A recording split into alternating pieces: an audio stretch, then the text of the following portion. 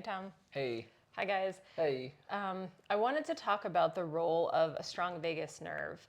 And I want to redefine really what that means from a practical standpoint and scientific too, and take the psychology out of it because it's not part of the vagus nerve.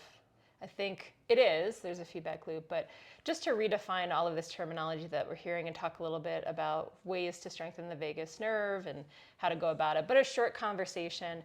Kind So of like dispelling some, not myths, but some common speak in the social world and like, yeah, catching everybody up on where we are with the research and understanding that it's a little bit different than the simple outlook of meditation or breath work. There's more to it than that, which is a good thing because then we have more accessibility and availability for a variety of different people in different situations. okay. Yep. So then walk us through if, so I'm a patient and I say, hey, I've been told that I need to work on my vagus nerve. Like from a very broad general standpoint, kind of what would you want to inform me about, or like kind of where would you frame it in my mind to start a conversation? Well, I'll rewind a little bit and say that the conversation so far has been a little bit naive and ignorant might be the right Maybe word, but like too general? too general. I feel like it's a not great word to say ignorant, but when somebody suggests meditation or mindfulness or breath work, I think for those that are understanding what they're trying to recommend, it's strengthening the vagus nerve, right? But there are so many different ways to do it. It's like asking, what am I supposed to be eating? What's good healthy food? What's a good healthy diet? I have no idea. It depends on you and your situation, and that's how we look at vagus nerve activity as Okay. well. There's so many things to do. So that's why I want to redefine it, is because I think that there's so many people that are triggered when individuals say, well, just work on, breath work and meditation and you'll be better. That'll get it for you. And it's actually a component of healing for every person, but that's why I want to break down the science of why are they saying that. And yes, there are plenty of people that are saying it with ignorance. And they just know, oh well, if you do it then you'll just be a better person. And I want to explain the Yeah, science. because first of all, they're coming from a good place. They've probably done a little bit of research or like something in the piece, or they could be on their own journey. I know we've even brought it up in topics before, and we've had people say like, well, if I could just do that, then I'd be great. And we're like, no, Sure. no, no, but it's just a piece of it. So yeah, go Yeah. ahead. And I'm sure too that for some providers, they have nothing left for you to offer. They've hit the end of the road and this is what they have to offer. And I'll tell you, in all healing journeys, this is actually a component of every healing journey.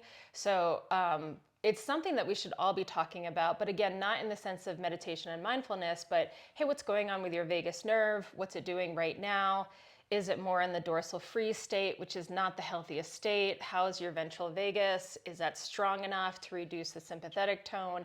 That's the conversation that we should be having. Okay. It's science. It's like exercising a muscle. Like how can we rehab this system that has had an injury to it?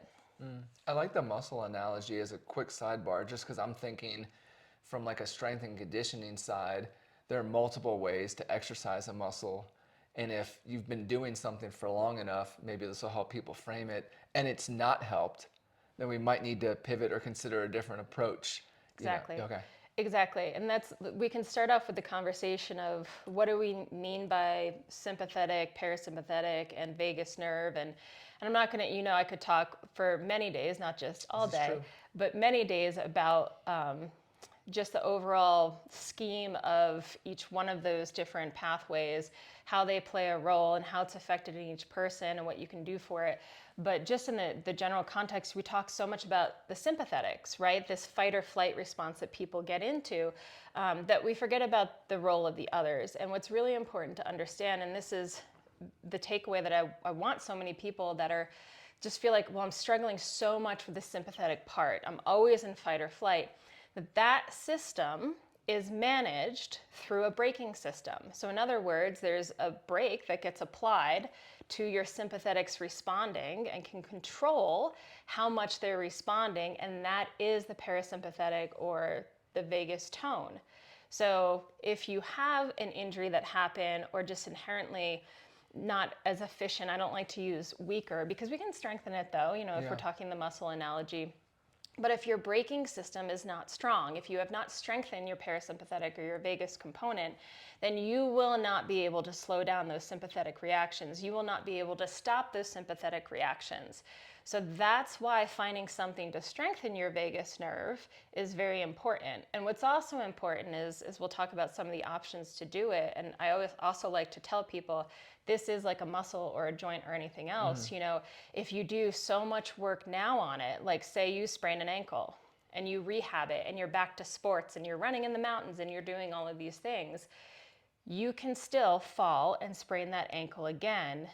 And now it's weak and it's painful and it doesn't want to do all of those rehab exercises. It's the same thing for the vagus nerve. It's the same thing for your parasympathetics. And that's why I don't want people to think, well, what did I do all that work for? It's the same as a sprained ankle. You just can't tell when you're going to sprain the ankle again. But now you have all of the tools. Oh, yeah, I remember. Okay, I'm going to start with ankle motion. I'm going to ice it. I'm going to do this. So you learn the tools to re-strengthen your vagus nerve after it gets upset from stress or illness or whatever comes your way, and you sprain that ankle or that vagus nerve again.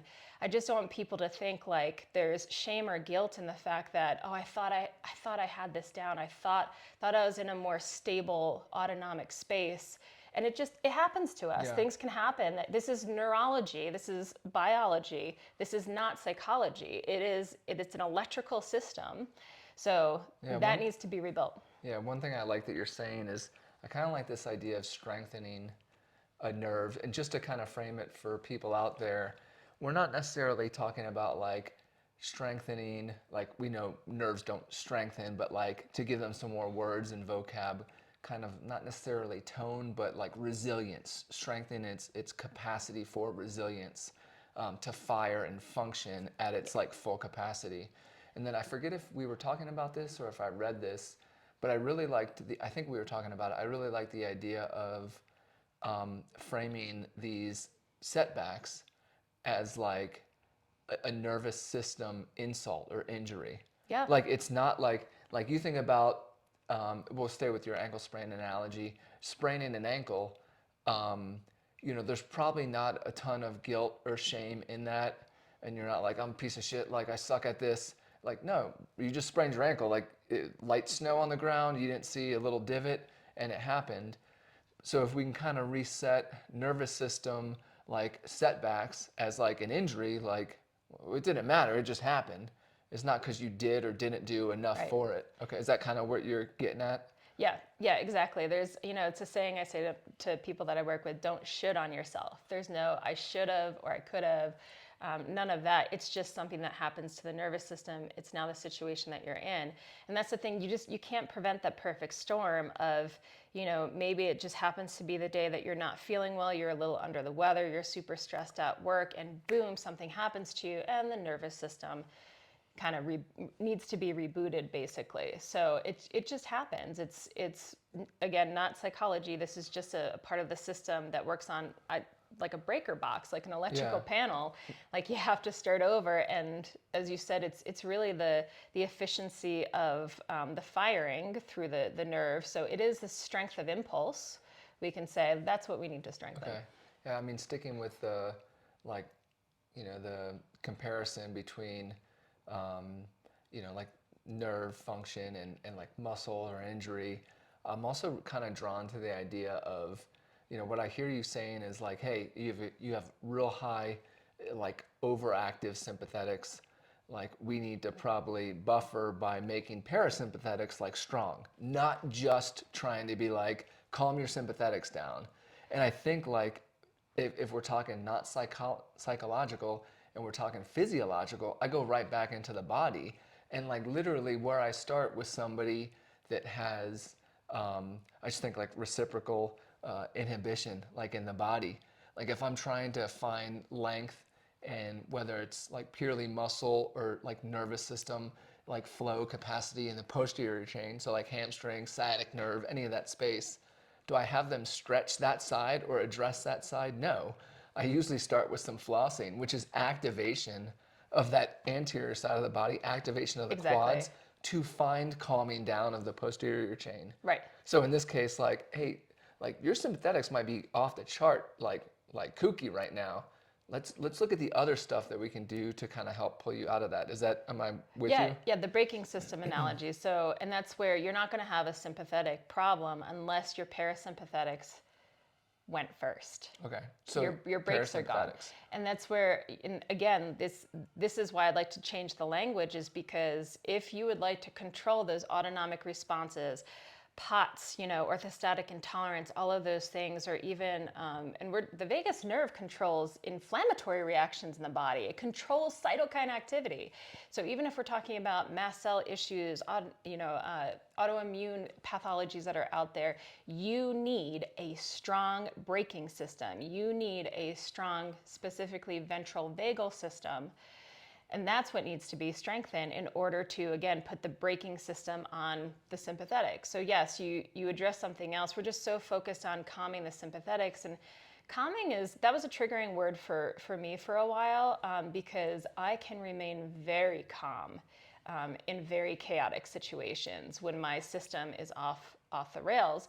So calm is not a word that's actually associated with ventral vagal and dorsal vagal. So you have, if you are into the polyvagal theory, you have different parts of the vagus nerve, and one of them is the freeze response, which is more primitive, and we actually don't want to be there. We don't want to be in the freeze response. We want to be in a balanced state, and the balanced state really comes from the strength of the ventral vagal, which is the newest part of our mammal anatomy that we've developed. Newest so part, like evolutionarily. yeah, Okay. yeah. So it's new, and it's going to take some time to catch up. And we've honestly evolved way quicker than this poor nerve, So there's going to be some growing pains that are in that. Okay. Yeah. All right, that checks a lot of boxes. We'll come back and talk about some parasympathetic, like strategies or like. So, and I've actually had a couple of people ask me this week about like the implants, Oh, okay. the vagus nerve implants. And now vagus nerve implants, that was more of a conversation probably about 10 years ago, 7, 5, so a little bit further back in where we are with the science of it. And the end of the conversation that I have is going to be, I want your vagus nerve to work appropriately for your best long-term management, right? And that's, but I'm not anti-surgery, I'm not, anti-treatment. Those are all tools. But eventually, your vagus nerve will have to be strong on its own to be able to support you long-term. Are there plenty of people that need this type of support that's out there? There's, tools, I can say, maybe not the surgical implants, but if you can't work on your ventral vagal on its own, if you can't do that because of the situation that you're in, and that's what I want people to understand. People are in that situation. I work with people all the time that they can only do maintenance. There's only maintenance. It's head above water working on this part of the nervous system until they're out of their divorce, until they move out of their parents' house, until they leave their job. And that's what I'm not changing that for people. Mm-hmm. A lot of people can't just step up and go, I'll change that tomorrow. You got it. So that's why tools are very, very helpful, but also understand at some point you're going to have to learn to regulate that part of your nerve on your own. But tools are fine, and there's a lot of them out there. But again, that's the diet talk, right? Like, what's the right tool for you? I have no idea. We have so much out there. We have these neural retraining systems that help retrain that nerve to work a little bit more than the others. That's like the dynamic neural retraining system, DNRS. We have the Gupta program, primal trust, that comes from actually a background that we see in a lot of our patients with MCAS and dysautonomia. There's neurofeedback, there's transcranial magnetic stimulation, there's microcurrent, there's vagal nerve stimulators that are external as well. We can even go into humming with closing your ears, humming with, pinning your ears off so it's an internal vibration, stimulates the vagus nerve. There is just like food, there is a world of possibilities, and that's also the tough part, because you'd have to experiment to see which one works for you. But there's so many different tools out there that could be beneficial. But at some point, and I've seen it in my own patients on this journey, that at some point, if you'd like to move over into healing and wellness space and controlling symptoms and bringing yourself into remission, that really is going to be you retraining your system. Okay. And that ventral vagus space is the happiness, joy, safety, peacefulness, contentment, that is putting yourself in that space. And that's why a lot of what I just listed are tools to get you there. But the retraining is on you. And some of those neural retraining programs that I mentioned, DNRS, Gupta, and Primal Trust, start putting you there. But it's just like strengthening a muscle. You've got to do it over. You got to hit the reps. You got to do it over and over, and it's consistent. And just like muscle strength, it's the same with nerve strength. It takes a very long time to build up, to have that strength of your braking system to start to work for you when something happens to your system. So a lot of possibilities out there, but at some point you're going to have to be able to sit there and say, can I feel happy, joyful in this moment? And I know there's a lot of people that are triggered by that, but please understand that if you can't get there, that means that your brakes are off. I'm not judging people on how they feel. This is not psychology. But if you can't actually activate those thoughts and feelings and places, it means that your ventral vagus nerve is not firing efficiently. So how can we exercise it? How can we practice? And for some people, it is meditation and mindfulness. It's not for me. I do a thought practice where I envision those feelings and, do a couple breaths. And I know breath work is brought up all the time. But for those who follow me know that I'm a big believer on diaphragmatic dysfunction, not correlating with just standard breath work. So if you have a history of feeling like you hyperventilate or have a panic response or anything like that with breath exercises, you probably have a diaphragm dysfunction and you don't want to do deep breathing. Right. So very slowly we're coming out with different professions, different providers that are specializing in telling you, hey, what are those options that I have? Like, this is my nervous system. What could I possibly do?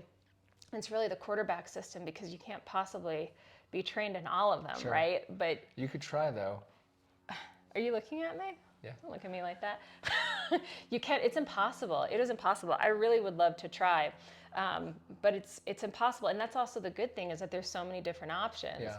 But again, if you're listening to this and you're like, I can never just sit there and feel happy and safe and joyful, please understand that is a neurological component to that. And in order to be able to put those brakes on when you need it, to restore your nervous system, to reduce inflammation in your body, to stabilize your immune system, you actually have to be able to feel happiness, joy, because that's just ventral vagal. That's a nerve firing that's happening, and it causes all of that to happen. So we can think a little bit like less about that as being a judgment on you and more of like a symptom and like a sign. Absolutely. Yeah. It's a sign that there is less efficiency in your ventral vagus nerve, and somebody needs to help you figure out how to strengthen that component. And it might even be, I've had some people have to remove themselves from their environment, go out to the mountains and go snowshoeing for a weekend. And just for my population, somebody that hadn't done it in a really long time and couldn't imagine doing something that physically active, and did it and was sore, and also felt better mentally. So, and again, when I say mentally, I mean that we're stimulating the vagus component, we're making the brainstem happy, the brain calms down. We're not changing things immediately, but over time, that will start to actually feed into what's felt in the body too. Cool. Yeah. I like it. Yeah. Thanks.